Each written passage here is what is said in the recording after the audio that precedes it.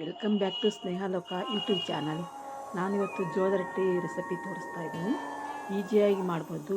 ಜೋಳದ ರೊಟ್ಟಿ ಮಾಡೋಕ್ಕೆ ಬರಲ್ಲ ಅಂತಿರಲ್ಲ, ಇದು ಈಸಿ ಐತಿ, ಮಾಡೋದು ತುಂಬ ಸುಲಭವಾಗಿ ಮಾಡ್ಬೋದು ಮನೆಯಲ್ಲಿ. ಮಾಡೋದು ಹೇಗೆ ಅಂತ ನೋಡೋಣ ಬನ್ನಿ. ನಾನು ಜೋಳದ ಹಿಟ್ಟು ತೊಗೊಂಡಿದ್ದೀನಿ, ಜಡಿ ಹಿಡ್ಕೊಂಡಿದ್ದೀನಿ. ಅದಕ್ಕೆ ಬಿಸಿನೀರು ಹಾಕ್ತಾಯಿದ್ದೀನಿ. ಸ್ವಲ್ಪ ಹಿಟ್ಟಿಗೆ ಉಪ್ಪು ಹಾಕಿದ್ದೀನಿ. ಬಿಸಿನೀರು ಫುಲ್ ಕುದೀತಾ ಇರ್ತಾವಲ್ಲ, ಆ ಥರ ನೀರು ಹಾಕಿದರೆ ರೊಟ್ಟಿ ಜಿಗುಟು ಚೆನ್ನಾಗಿ ಬರುತ್ತೆ. ಗಿಂಚಿ ಏನು ಹೊಡೆಯಲ್ಲ. ಈಸಿಯಾಗಿ ಮಾಡ್ಬೋದು, ಯಾರು ಬೇಕಾದರೂ ಮಾಡ್ಬೋದು. ಹಿಟ್ಟು ಜಿಗಿದ್ರೆ ಎಷ್ಟು ತೆಳ್ಳಗುದ್ದಿದ್ರೂ ಹರಿಯಲ್ಲ. ನೋಡಿ, ಬಿಸಿನೀರು ಹಾಕಿ ತುಂಬ ಚೆನ್ನಾಗಿ ಕಲಿಸ್ಕೋಬೇಕು. ಮೊದಲು ಹಿಟ್ಟನ್ನ ಚೆನ್ನಾಗಿ ಕಲಸಿ ನಾದ್ಕೋಬೇಕು. ಅದನ್ನು ಫುಲ್ ಚೆನ್ನಾಗಿ ನಾದಿದಂದರೆ ಗಿಂಚಿ ಏನು ಹೊಡೆಯಲ್ಲ, ಚೆನ್ನಾಗಿ ಬರುತ್ತೆ.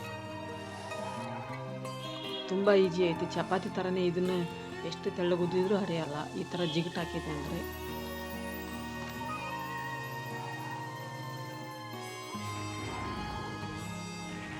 ಹಿಟ್ಟು ತುಂಬ ಜಿಗಿ ಇದೆ. ಇದು ಬೀಜೋಳದ ಹಿಟ್ಟಲ್ಲ, ಫುಲ್ ಜಿಗಿ ಐತಿ.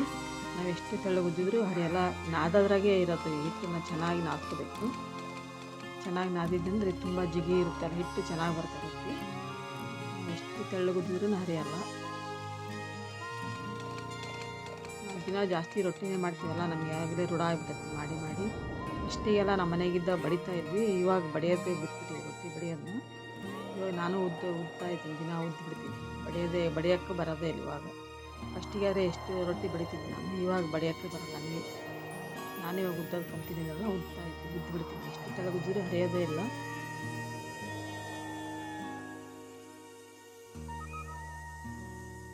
ನೋಡಿ, ಈ ಥರ ಮಾಡಿಟ್ಕೊತೀನಿ ನಾನು. ಅಂದರೆ ಒಂದೇ ಸೈಜ್ ಬರುತ್ತೆ ರೊಟ್ಟಿ. ದೊಡ್ಡದು ಸಣ್ಣದು ಅಂತ ಆಗಲ್ಲ, ಒಂದೇ ಸೈಜ್ ಕರೆಕ್ಟ್ ಬರ್ತದೆ. ಈ ಥರ ಮಾಡಿಟ್ಕೊಂಡ್ಬಿಟ್ರೆ ನಿಮಗೆ ಅಳ್ತಿನೂ ಗೊತ್ತಾಗತ್ತೆ, ದಪ್ಪ ಮಾಡ್ಕೊಳಕ್ಕೂ ಬರ್ತೈತಿ.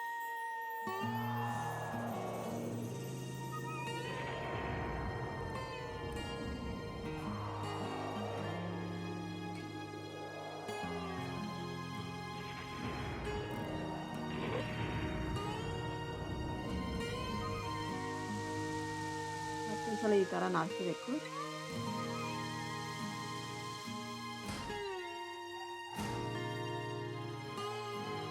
ನೋಡಿ, ಈ ಥರ ಉದ್ದುತ್ತೀವಲ್ಲ, ಒಟ್ಟು ಅಂಚಿನೂ ಏನು ಬಿಡಲ್ಲ, ಅಂಚಿನೂ ಹೊಡೆಯಲ್ಲ. ಮತ್ತು ಎಷ್ಟರ ತೆಳ್ಳಗುದ್ದಿದ್ರೂ ಏನು ರೊಟ್ಟಿನೂ ಹರಿಯಲ್ಲ, ಚೆನ್ನಾಗಿ ಬರ್ತವೆ ರೊಟ್ಟಿ. ನಾನು ಅಂಚಿನೂ ಕಟ್ಟೋದಿಲ್ಲ, ಹಂಗೆ ಉದ್ದುತ್ತೀನಿ ನೋಡಿ.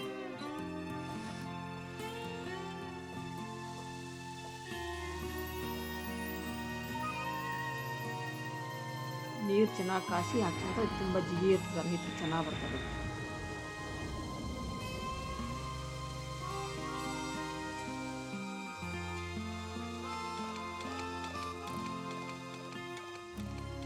ನೋಡಿ, ಒಟ್ಟು ಹರಿಯೋದನ್ನೇ ಇಲ್ಲ.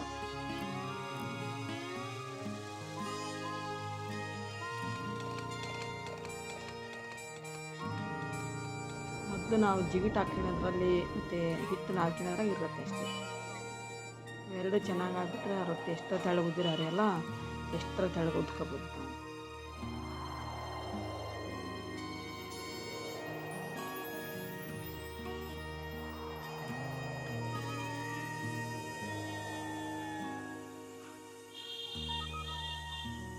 ನೋಡಿ, ಎಷ್ಟು ತೆಳ್ಳಗಾಯ್ತು ರೊಟ್ಟಿ ಇದು. ಇನ್ನೂ ಉದ್ಬೋದು, ಅಂಚು ಸಣ್ಣದಾಗುತ್ತೆ ಅಂತ ನನಗೆ ಇಷ್ಟೇ ಸಾಕಂತ ಬಿಟ್ಟು. ಇನ್ನೂ ಉದ್ದಿದ್ರೂ ಹರಿಯಲ್ಲ, ಇಷ್ಟು ಜಿಗಿಟೈತೆ ರೊಟ್ಟಿ.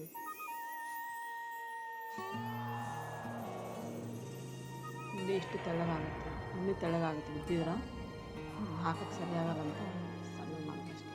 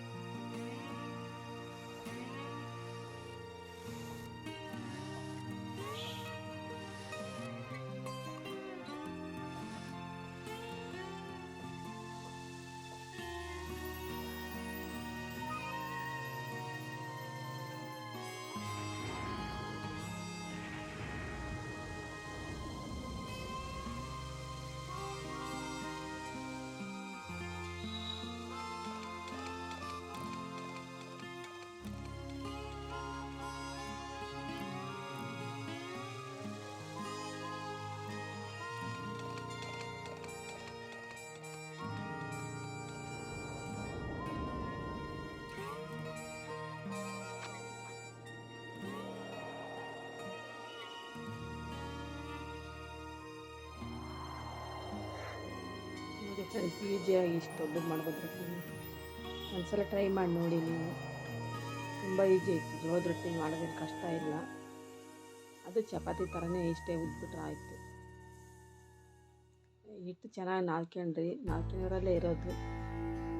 ಚೆನ್ನಾಗಿ ನಾದಿದ್ನಪ್ಪ ಅಂದರೆ ಚೆನ್ನಾಗಿ ಬರ್ತರುತ್ತೆ. ಹಂಚಿ ಏನು ಹೊಡೆಯಲ್ಲ, ಏನೂ ಆಗಲ್ಲ. ಈಜಿಯಾಗಿ ಮಾಡ್ಕೋಬೋದು ಜೋಳದ ರೊಟ್ಟಿನ.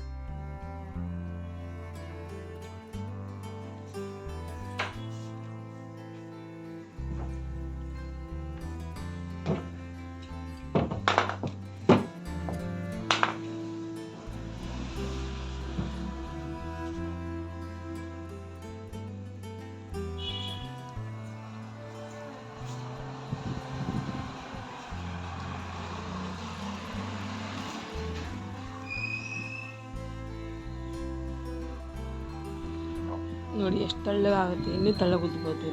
ಉದ್ದಿದ್ರೂ ಅರಿಯೋದೇ ಇಲ್ಲ. ನೋಡಿ ನಾನು ಎಲ್ಲವನ್ನೂ ಒಂದೇ ಸಲ ಉದ್ದಿಟ್ಕೊಂಡಿದ್ದೀನಿ. ಆಮೇಲೆ ಒಂದೇ ಸಲ ಎಲ್ಲವನ್ನೂ ಬೇಯಿಸ್ಕೊಂತೀನಿ. ಫಸ್ಟ್ ಉದ್ದಿಟ್ಕೊಂಡ್ಬಿಡ್ತೀನಿ.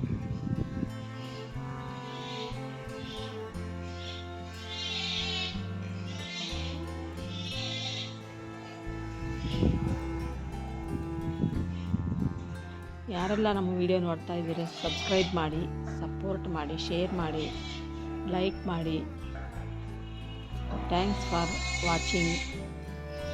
ಇಷ್ಟೊತ್ತು ನನ್ನ ವಿಡಿಯೋ ನೋಡಿದ್ದಕ್ಕೆ ಧನ್ಯವಾದಗಳು.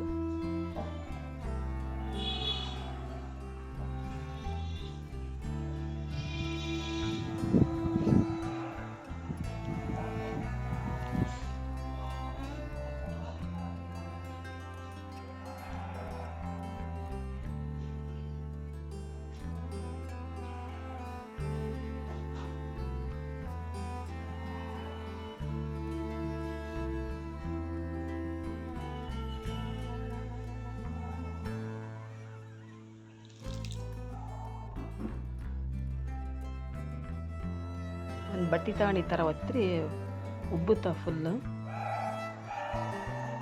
ಸ್ವಲ್ಪ ದಪ್ಪ ಸುಟ್ಟರೆ ಉಬ್ಬುತ್ತ ಫುಲ್ಲು. ನಾನು ತೆಳ್ಳಗೆ ಮಾಡಿದ್ದೀನಿ, ಅಷ್ಟು ಜಲ್ದಿ ತೆಳ್ಳಗೆ ಮಾಡಿದ್ರೆ ಉಬ್ಬಲ್ಲ, ಉಬ್ಬೋದು ಕಡಿಮೆ ಆಗುತ್ತೆ.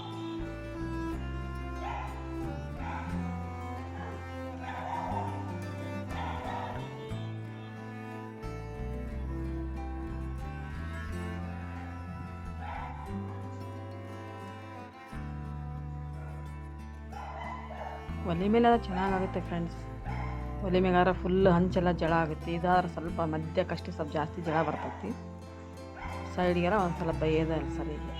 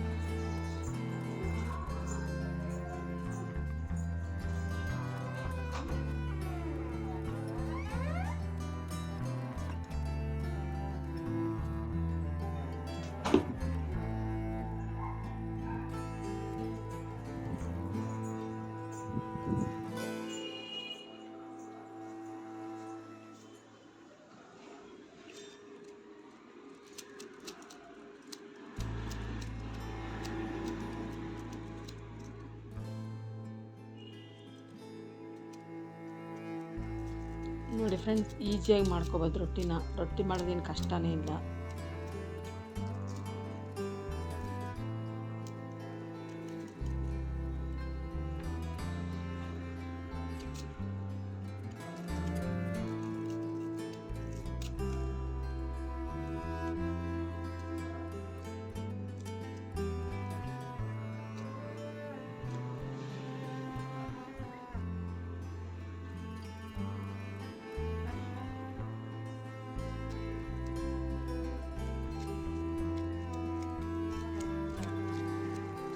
ರೆಡಿ ಆಯಿತು ರೊಟ್ಟಿ. Thanks for watching friends.